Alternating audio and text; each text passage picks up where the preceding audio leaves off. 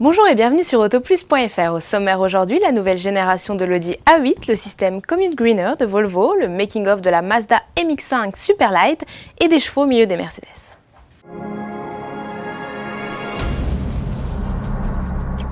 Audi a lancé en grande pompe cette nuit sa nouvelle A8 à Miami. Côté look, rien de révolutionnaire, les lignes sont conformes au canon actuel de la marque, assez sobre. Seul l'arrière, qui donne une fausse impression de coupé, offre un peu de légèreté à la berline. L'avant se dote de blocs-feu en forme de virgule, immédiatement identifiables. Sous le capot, Audi ne propose pour le moment que deux blocs, un V8 essence 4 litres 2 FSI de 372 chevaux et un V8 diesel 4 litres 2 TDI de 350 chevaux. Deux V6 3 litres TDI de 204 et 250 chevaux viendront ensuite compléter la gamme. Et la marque aux 4 anneaux a joué la carte écolo. Ses moteurs sont plus puissants que les précédents, de 20 à 30 chevaux supplémentaires en moyenne, mais les émissions de CO2 sont réduites. Le V6 n'émettra ainsi que 159 grammes de CO2 par kilomètre.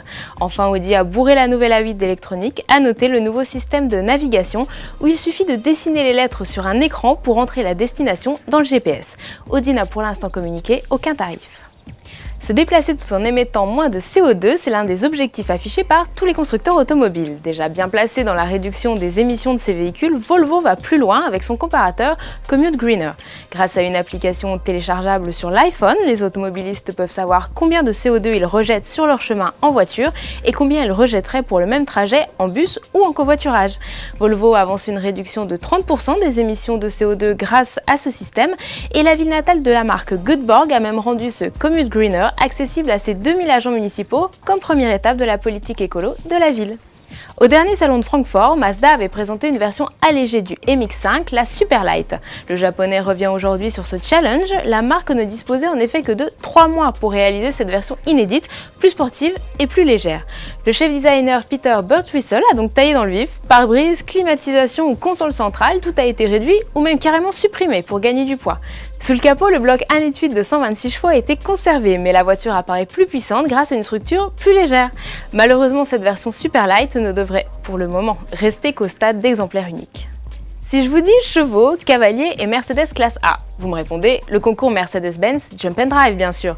Lors des derniers German Masters à Stuttgart, la marque à l'étoile a sponsorisé ce drôle de concours. Le cavalier réalise le parcours de saut d'obstacle sur sa monture avant d'abandonner son fidèle compagnon pour sauter dans une classe A et entamer un second parcours. Et le plus rapide à ce petit jeu, c'est le cavalier allemand Alexander Schill. Allié à 4Z, il a bouclé le parcours en 90 secondes. Belle performance qui lui a valu de gagner une classe A 180 CD coupé et de visiter les locaux du préparateur AMG, où bien sûr il a aussi été question de chevaux. Voilà, c'est tout pour aujourd'hui, à demain sur Autoplus.fr.